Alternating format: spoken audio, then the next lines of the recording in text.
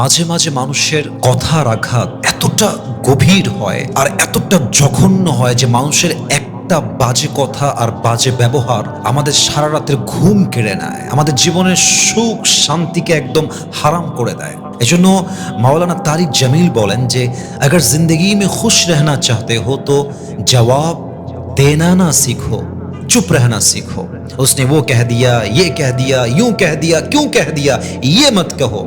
हमेशा ये कहो कि जिसने भी जो कह दिया मुझे कोई एतराज नहीं है, मेरा सब कुछ मैंने अपने अल्लाह पर छोड़ दिया है। মানুষ যাই বলুক আপনি চুপ থাকবেন, জবান বন্ধ, কান বন্ধ, অভিযোগ বন্ধ, আপনার সমস্ত কিছুকে আপনি ছাড়বেন আল্লাহর উপরে। আপনার মনের সুখ আপনাকে দান করবে একজন, বলেন সবাই তিনি কে? এই জন্য মানুষের কড়া কথা, বাজে কথা, গালিগালাজ এগুলোর জবাব দিতে যাবেন না। যত জবাব দিতে যাবেন আপনার মনটা তত বেশি খারাপ হবে। এই জন্য আমরা আমাদের সমস্ত অভিযোগ, সমস্ত কষ্ট সব কিছুকে ছাড়বো এক সত্তার উপরে, বলেন সবাই তিনি কে?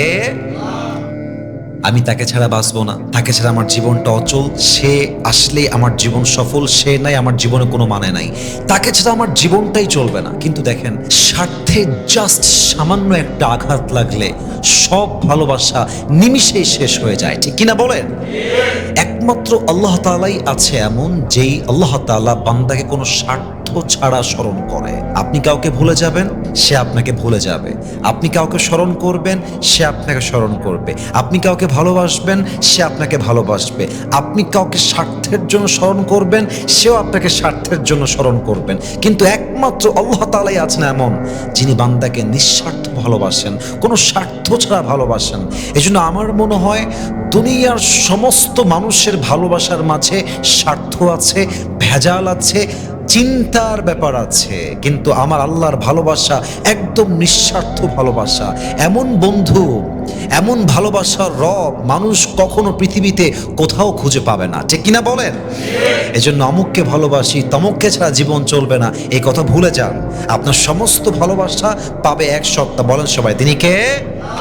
আমি বলতে চাই, ক্ষমা পাওয়ার যোগ্য সেই ব্যক্তি যে ভুল করে, ক্ষমা পাওয়ার যোগ্য সেই ব্যক্তি নয় যে বেঈমানি করে। কারণ ভুল মানুষ না বুঝে না জেনে করে, আর বেঈমানি আর প্রতারণা মানুষ জেনে বুঝে মানুষের বিশ্বাস নিয়ে খেলে, ঠিক কিনা বলেন?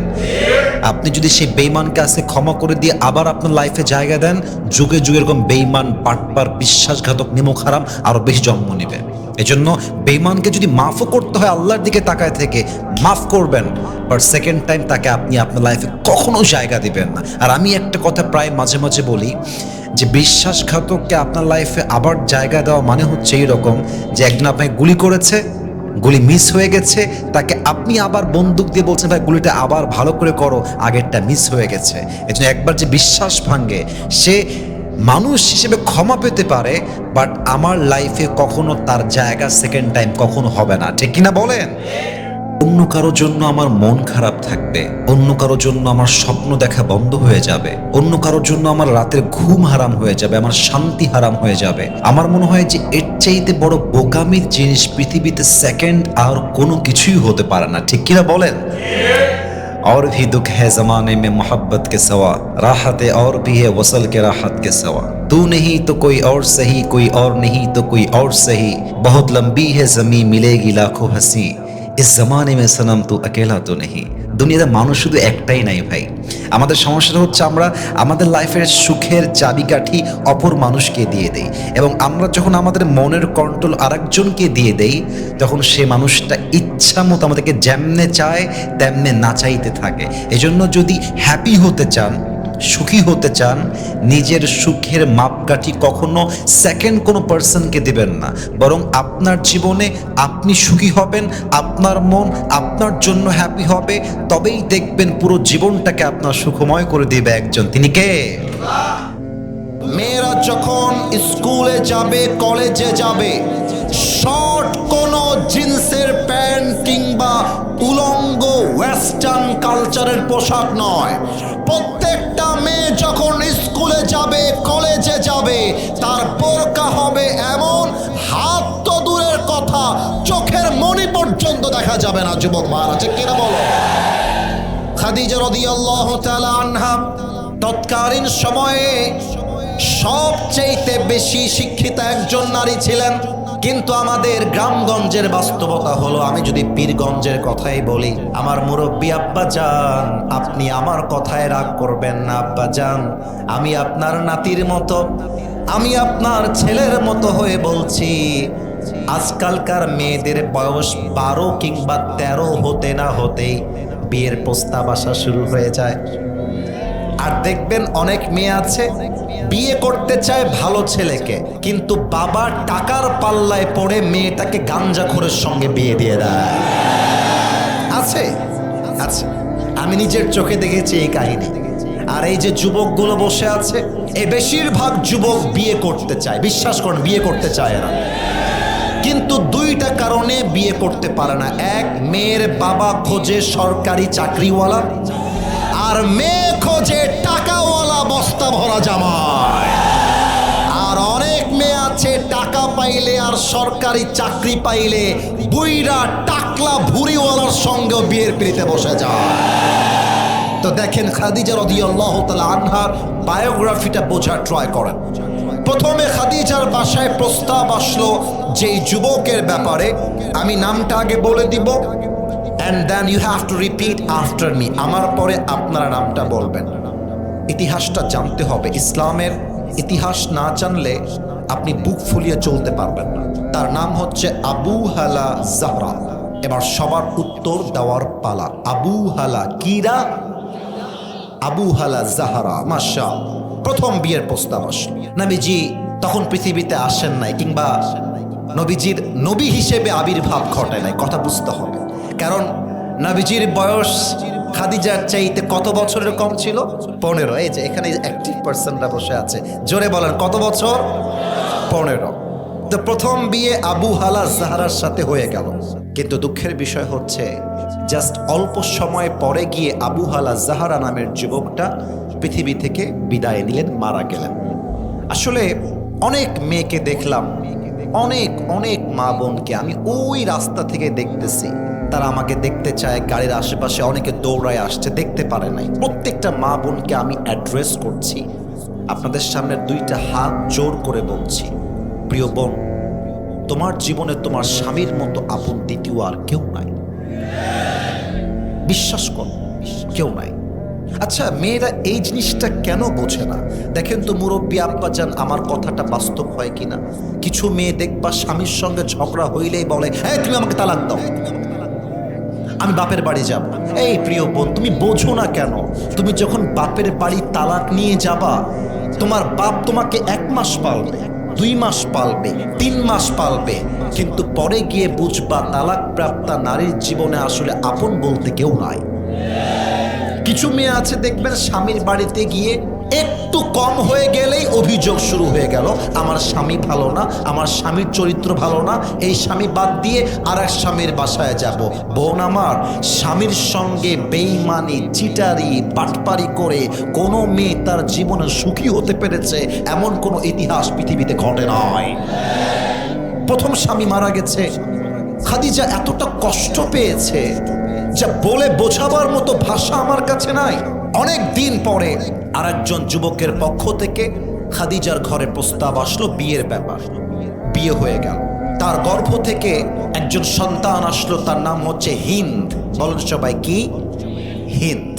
ওই স্বামীটাও মারা গেল। কোথাও কোথায় রেওয়ায়াত আসছে এরপরে বিয়ে হয়েছে, ওইটা ডিভোর্স হয়ে গেছে। একটা লেভেলে এসে খাদিজা রাদিয়াল্লাহু তাআলা আনহা নিয়ত করলেন, হাদিসে আসছে, তাকাররারা খাদিজা আন্নাহা লান তাতাযাওয়াজা মাররাতান Ukhra, she will never get married again। উনি বললেন, আমি আর জীবনেও বিয়ে করব না, যদি কেউ চরিত্রবান হয়, আদর্শবান হয়, সেটা পরে গিয়ে দেখা যাবে। এবার খাদিজা রাদিয়াল্লাহু তাআলা আনহা একদিকে ডিভোর্সড, আর একদিকে তার স্বামী মারা গিয়েছে, তিনি বিধবা হয়ে গিয়েছেন। কয়েকদিন পরে সংবাদ আসলো, একমাত্র সম্পদ তার বাবা বেঁচে ছিলেন, তিনিও দুনিয়ার থেকে বিদায় নিয়েছেন। একটা মেয়ের স্বামী নাই, মা নাই, বাপ নাই। এবার আপনারা উত্তর দেন, ওই মেয়েটার কি আপন বলতে আর কেউ আছে? উত্তরটা আসতে পেলাম যে মেয়েটার স্বামী নাই, বাপ নাই, মা নাই, ওর কি আপন বলতে আর কেউ আছে ভাই? কিন্তু দেখেন, কষ্টের সময় আপনি যত শক্ত হতে পারবেন, আপনি তত বেশি আল্লাহর প্রিয় বান্দা হতে পারবেন। তুমি ছ্যাঁকা খাওয়ার পরে যত স্ট্রং হতে পারবা, আল্লাহর কাছে তুমি তত প্রিয় বান্দা হয়ে যাবা। যুবক ভাইরা, ঠিক কিনা? আমার ছোট্ট একটা কবিতা মনে পড়ে গেল, আল্লামা ইকবাল রহমতুল্লাহি আলাইহি। আমি উর্দুতে বলবো মানে আপনারা বুঝবেন না তা নয়। আমার তো বিশ্বাস পীরগঞ্জবাসী বাংলা ভাষাও যেমন বোঝে, উর্দুও বোঝে, হিন্দিও বোঝে, অ্যাট দ্য সেম টাইম বিশেষ করে আমার যুবকরা ইংরেজি ভাষাও বোঝে। বলো। আচ্ছা, আমার কথা যদি উর্দুগুলো বুঝতে পারেন, এখন যেমন ঠিক বলছেন তখনও ঠিক বলে বোঝাবেন যে হুজুর আপনি একাই শুধু বোঝেন না, আমরাও বুঝি। আমি এই পয়েন্টটাকে বোঝাবার জন্য আল্লামা ইকবালের একটা কবিতা আপনাদের সামনে শেয়ার করতে চাই উর্দুতে। আল্লামা ইকবাল লিখেছেন, গম কে বাদ খুশি জরুর আती है और ये खुशी अपनी रब की तरफ से ही आती है। हर रात के बाद दिन की रोशनी जैसे छा जाती है, सब्र करने वाले बंदों को अपनी रब की तरफ से नेमत वैसे ही मिल जाती है। जो दुख में भी अपनी रब को याद करता है, रब उसका हाथ कभी नहीं छोड़ता। जो दुनिया से कुछ ना कहे बस अपनी रब से कहता है, उसकी दुआओं का जवाब हमेशा खामोशी में आता है। मेरे दोस्त, इसलिए जब तुझे मांगना हो तो उसी से मांग, जब तुझे पुकारना हो तो उसी को पुकार, और जब तुझे भरोसा करना हो तो उसी पर कर, क्योंकि भरोसे के काबिल, इत्मीनान के काबिल, यकीन के काबिल सिर्फ वही है, वो तेरा रब है, वो तेरा अल्लाह है। এবার বলেন ঠিক আছে কিনা? আল্লামা ইকবাল লিখেছেন, রাতের পরে দিন যেমন আসে, কষ্টের পরে সুখও তেমন আসে। কষ্টের কথা বউকে আগে বলতে যেও না, মাকে আগে বলতে যেও না, সবার আগে আল্লাহকে ডাক দাও, সেজদায় লুটিয়ে পড়ো। আমি এখন প্রশ্ন করব, জবাব দিবেন আওয়াজ দিয়ে। আমাদের সুখে দুঃখে, কষ্টে বিপদে আপদে ভরসা এক সত্তা, বলেন সবাই তিনি কে? আল্লাহ আমার রব। না, পীরগঞ্জবাসী এত আস্তে গাইতে পারে, আই ক্যান বিলিভ দিস। আর একবার ট্রাই করেন, আল্লাহ আমার রব, দমে দমে তনু মনে তারি অনুভব, তোমার দুনিয়াতে আমি যেদিকে তাকাই, অথই নেয়ামতে ডুবে আছি সবাই। পাখপাখালির কণ্ঠে শুনি তাসবিহ কল রব, তাসবিহ কল রব। পড়েন, আল্লাহ আমার রব, দমে দমে তনু মনে তারি অনুভব। রবকে খাদিজা রাদিয়াল্লাহু তাআলা আনহা স্থির হয়ে বসলেন, ধৈর্যের সাথে, ভরসার সাথে। উনি হঠাৎ করে বেডে ঘুমিয়ে গেলেন রাতের বেলা। আচ্ছা, একটা প্রশ্ন করি, কথা কি বোঝা যায়? তো একটু জোরে বললে ভালো হয়। কথা কি আমার বোঝা যায় নাকি যায় না? আচ্ছা, আমরা যখন ঘুমিয়ে যাই, ঘুমের মধ্যে একটা জিনিস আমরা দেখি, ওইটার নাম কি? স্বপ্ন। কে বলতে পেরেছে আগে দেখি তো? স্বপ্ন, রাইট, আপনারা ধরে ফেলেছেন। বলেন, ঘুমিয়ে ঘুমিয়ে আমরা যা দেখি এটার নাম কি? স্বপ্ন। খাদিজা ঘুমিয়ে আছে। আচ্ছা, আমি মাইক্রোফোন থেকে একটু পেছনে গেলাম, কথা বুঝতে সমস্যা হবে না। উনি ঘুমিয়ে আছেন ডান কাত হয়ে, স্বপ্নে দেখতে পারলেন আকাশে একটা চাঁদ উঠেছে। চাঁদ, উনি চাঁদটার সৌন্দর্য দেখে শি ওয়াজ কমপ্লিটলি সারপ্রাইজড, অবাক হয়ে দেখছিলেন এত সুন্দর চাঁদ হতে পারে। চাঁদের আলোতে পুরো পৃথিবীটা আলোকিত হয়ে গেছিল, তাও তো সুবহানাল্লাহ কইতে পারলেন না। তো উনি চাঁদের দিকে, আমাকে একটু দেখেন তাহলে হাদিসটা প্র্যাকটিক্যালি বুঝবেন। চাঁদের দিকে অবাক হয়ে এভাবে তাকিয়ে থেকে চাঁদ দেখছেন। হঠাৎ করে দেখছে চাঁদটা আকাশ থেকে ভেঙ্গে ভেঙ্গে খাদিজার উপরে পড়ে যাবে, এমন একটা ভাব। আকাশ থেকে চাঁদটা খাদিজার গায়ে পড়বে। খাদিজা দেখে হালকা দৌড় দিয়েছে, এরই মাঝে ঘুম ভেঙে গেছে। আরে আল্লাহ, কি দেখলাম এইটা? চাঁদ ভেঙ্গে পড়ছে, চাঁদের আলোতে পুরো পৃথিবীটা আলোকিত হয়ে গিয়েছে। What is the meaning of this dream? মা তাবিরু হাদাল হুলম? এই স্বপ্নের ব্যাখ্যা কি হবে? বাস স্বপ্নের ব্যাখ্যা জানার জন্য ঠিক সকালবেলা চলে গিয়েছে তার চাচার কাছে। চাচা হচ্ছেন একজন খ্রিস্টান পাদ্রী।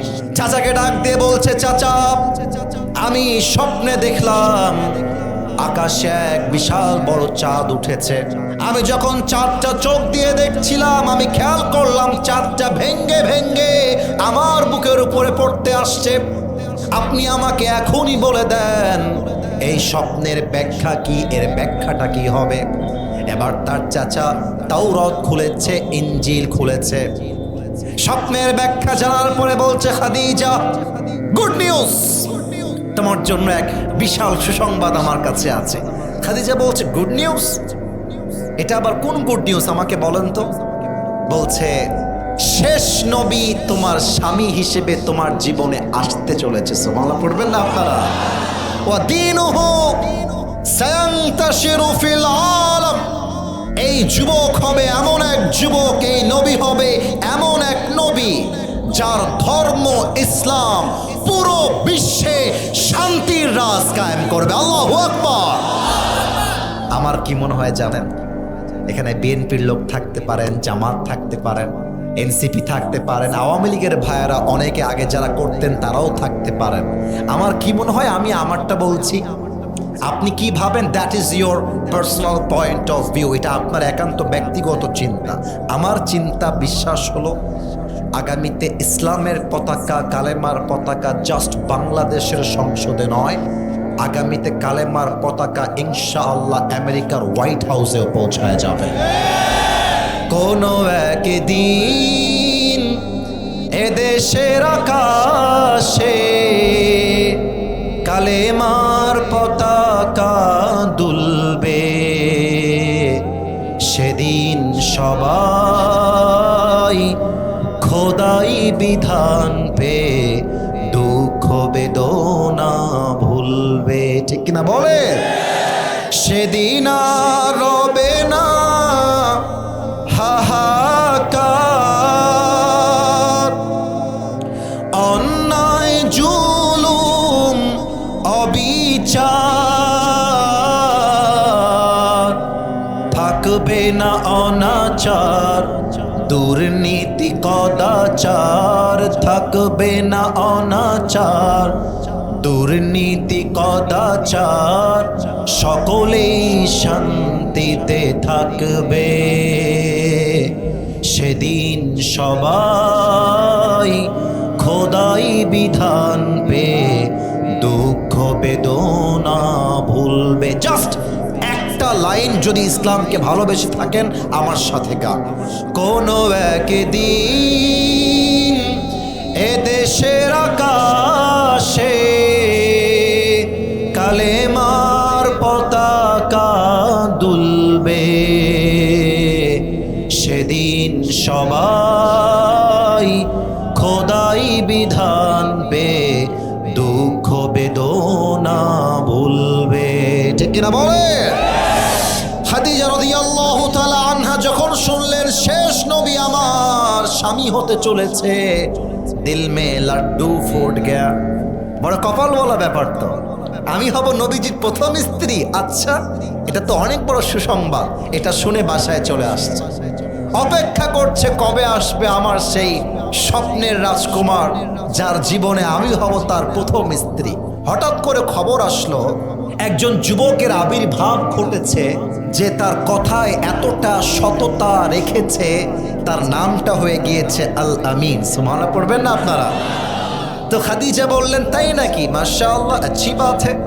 তাহলে আমরা একটা কাজ করি, ওই যুবকের সাথে আমরা ব্যবসার লেনদেন করি। তো ব্যবসার জন্য নবীজিকে খাদিজার বাসায় ইনভাইট করা হলো, দাওয়াত দেওয়া হলো। আচ্ছা, আপনাদের বাসা অনেকের টিনের বাসা আছে না? বলতে লজ্জা পাইলেন মনে হয়। আরে আমিও টিনের বাসায় থাকি, বলতে লজ্জা কি? আমরা তো সাধারণ মানুষ। আমার তো মনে হয় এখানে 100% লোক আমরা আছি, আমরা সবাই মধ্যবিত্ত পরিবারের সন্তান। ঠিক কিনা? বলতে লজ্জা নাই।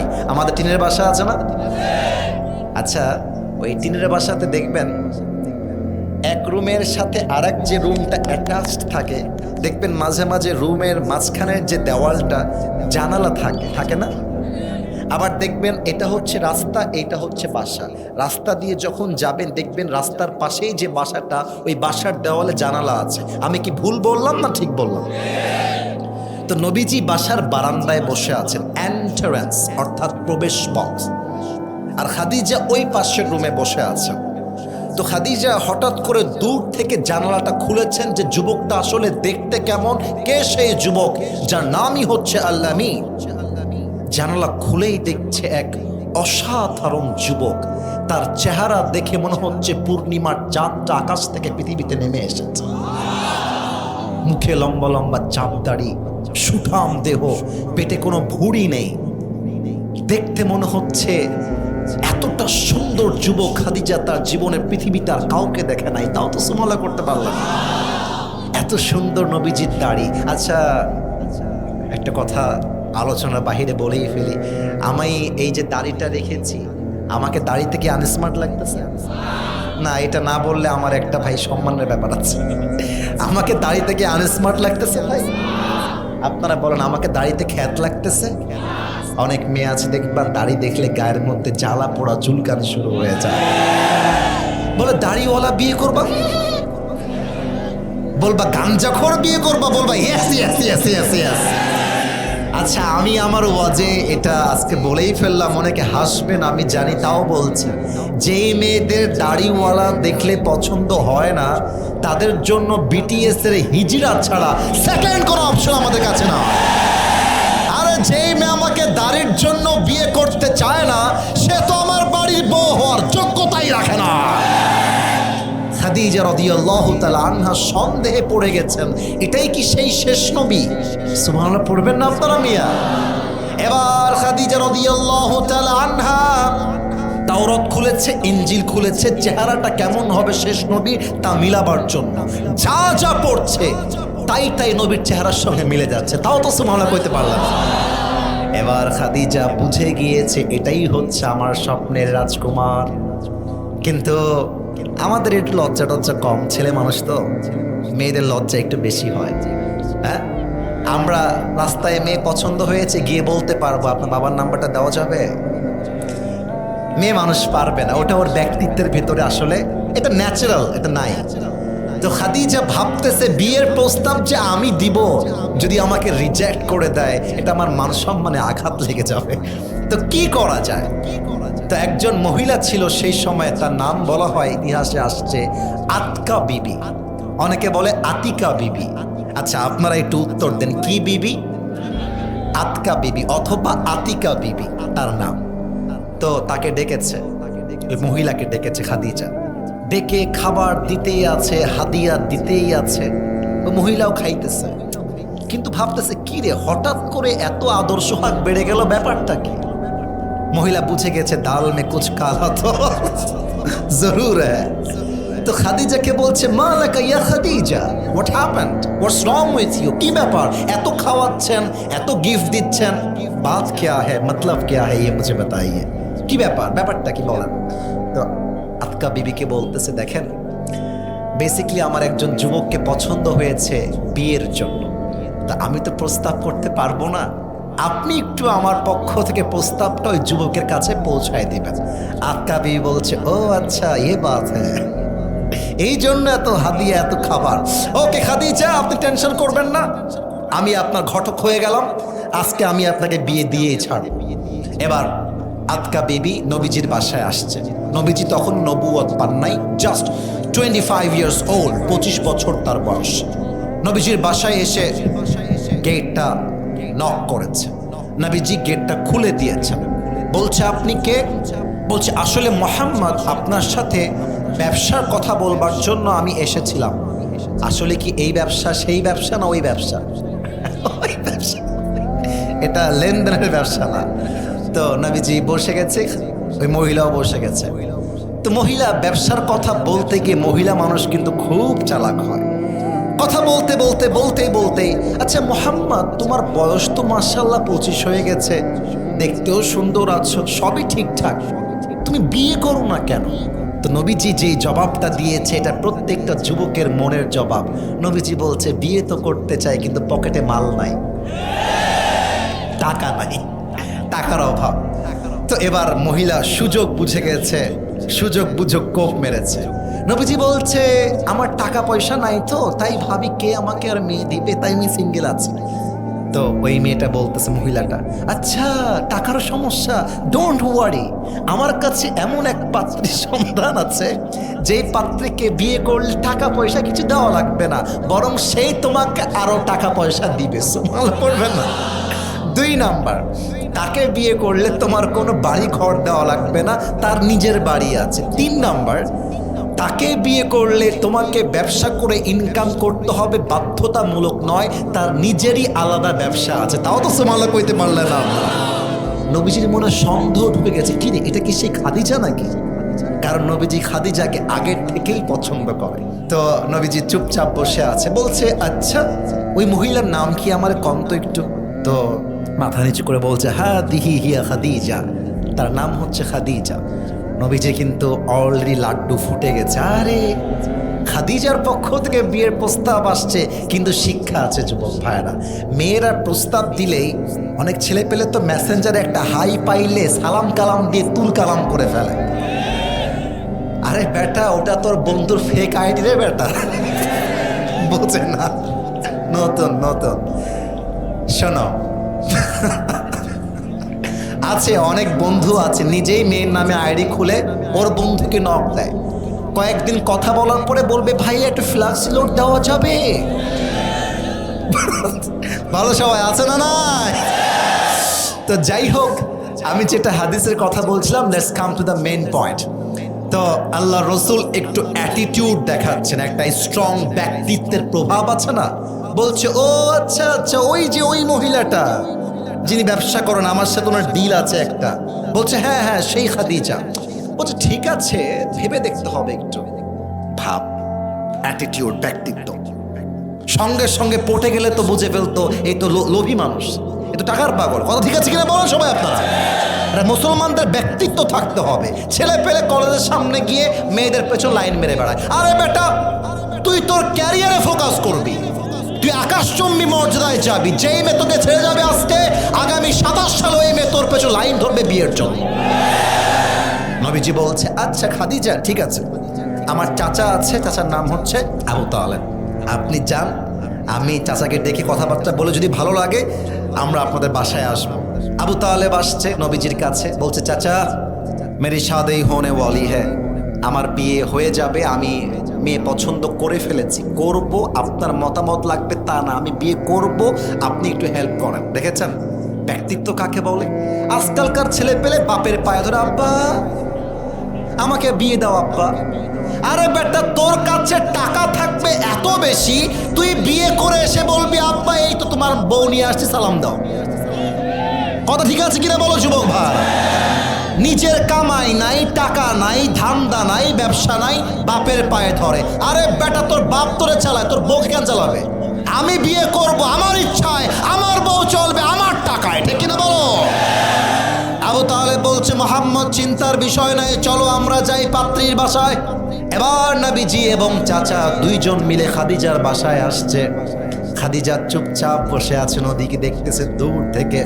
এবার আল্লাহ রাসূল সাল্লাল্লাহু আলাইহি ওয়াসাল্লাম বিয়ের ব্যাপারে বলেছেন, আপনারা যে প্রস্তাবটা দিয়েছেন আমি এই প্রস্তাবে রাজি আছি। সুবহানাল্লাহ পড়বেন না আপনারা? কিন্তু আবু তালেব মনে করেন আমার পাশে আমার ভাই যে বসে আছেন না, নবীজির পাশে আবু তালেব বসে আছে। এটা গোল টেবিলের বৈঠক আর কি।